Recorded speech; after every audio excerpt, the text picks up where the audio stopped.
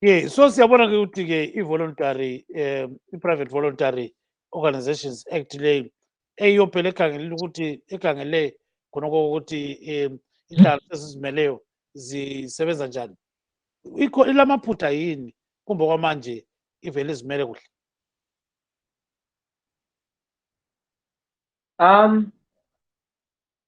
Oqala ukuthi sikhangele ukuthi vele umthetho okhona oqala lo i-PVO Act ekhona kathesi singakhangela i-amendment ukuthi vele yona vele bekulo nhlupho kakhulu ukuthi vele inhlanganiso bezisithi khona bathwala nzima abantu ukuthi babhalise ukuthi babe zinhlanganiso under PVO Act ngoba uhlelo lokhona lude kakhulu kumbe ukwenza kwakhona kude kakhulu ngoba yananzela ukuthi kule lokho kuthiwa i-PVO board ehlala kane ngomnyaka ecubungula ukuthi inhlanganiso ezabhaliswa yiziphi. Njalo nxa sisikhangele nge-amendment le khona khathesi inikeza kakhulu amandla kuminister. Siyananzela ukuthi iZimbabwe isikhathi esiningi nxa kunganikwa amandla kuminister kusho ukuthi minister lo usezaba lelungelo lokuthi inhlanganiso kumbe ezilwa laye kumbe angela kuthakazelela ukusebenza kwazo zizavuka kusasa sezivaliwe zokuthiwa hayi lezi azisasebenzi ngokuthi sezingena kwezepolitiki. And nxa ukhangele futhi ngendaba zokuthiwa inhlanganiso akufanelanga zingene endabeni zepolitiki sitshoni nxa sithi politiki ngoba ipolitiki into esiphila ngayo insuku zonke. Ipolitiki yikuthi abantu bathi balambile. Nxa umuntu angathi ulambile ipolitiki, nxa umuntu angathi ufuna amanzi ipolitiki.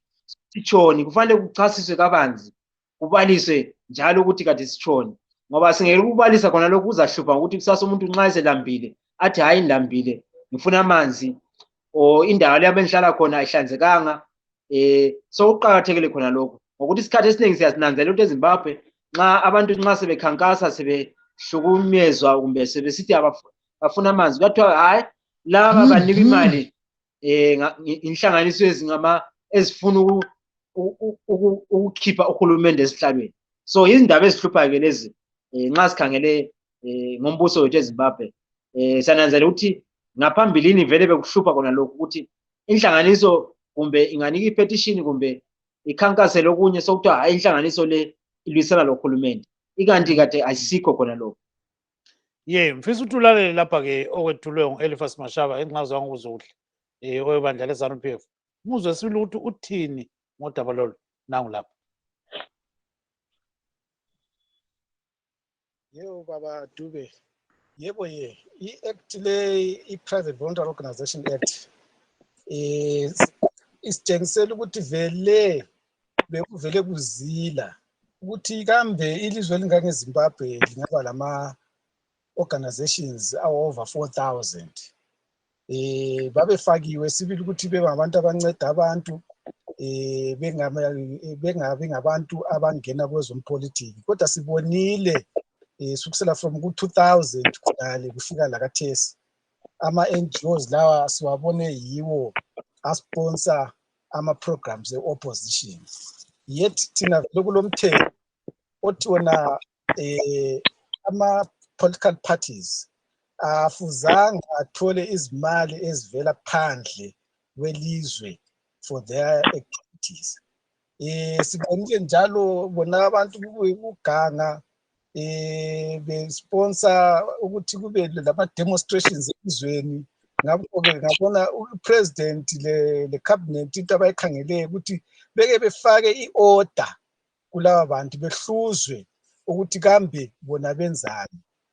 Sibonile i-America o-Britain befaka izimali through ama-NGOs wona lawo ukuthi kwakhona izimali zizonceda abantu eZimbabwe kodwa zinikwa through ama-NGOs. Ama-NGOs angikhona uswakhayela ukuthi evela nga alama-links labo MDC walama-links labo position and so forth.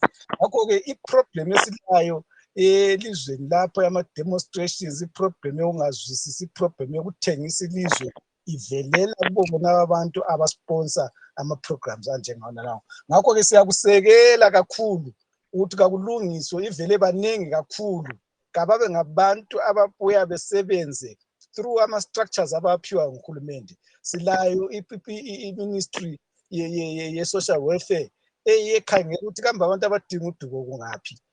Sibona ukuthi ama-NGOs kabe ngababa ngabantu abaletha i-development ezigabeni ngezigaba, hatshi abaletha izimali ezokuthi kugangwe. Kathesi abaningi abayibo abasepota ama-NGOs nalaba bakithi ama-Zimbabweans ngabantu abadinga izimali zokuphila.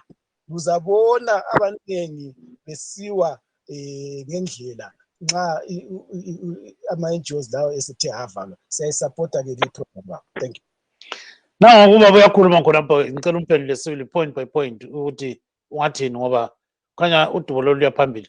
Ukhangele sokuthi sikubone kuhle kukamera, ungani uyangikhangela, ya ukhangele ya njalo. So qhubeka baba khona. Utshede kancane ukuthi ungaphuma ku screen uye ngangapha. Njalo baba. Siyabonga baba Mashaba. Ngiyamuzwa baba Mashaba. Okuqakathekileyo ukuthi sinanzelele ukuthi okusibusayo eZimbabwe silesisekelo sombuso lezimo. Silesisekelo sombuso wethu okhona esawuvumelanayo ngo-2013. Singabantu abeZimbabwe esithi khona sifuna ukuthi sithuthukise ilizwe leZimbabwe lethu. Okuqakathekileyo ukuthi vele kungavele kube lokuthi kulabanye abantu abathengisayo, kulabanye abantu abafuna ukubhidliza. Okuqala ukuthi ubuze ukuthi kathi ngoba kule mithetho ekhona ekhangele ukuthi nxa kuzaba nxa kulomuntu osefuna ukubhidliza ukukhipha uhulumende okhethwe ngabantu, kule mithetho ekhona ekhangele ngakhona lokhu, njalo kufanele kucubungulwe phela ukuthi laba abantu bafuna ukuyikhipha njani. Abantu nxa sikhangela isisekelo sombuso lezi leZimbabwe, abantu balelungelo kumbe freedom of assembly and association. So okuqakathekileyo awungeke kwavinjelwe ukuthi ama-NGOs kufanele abe mangaki. Okuqakathekileyo ukuthi ukhangele ukuthi lawa ama-NGOs bayalandela yini imithetho ekhona.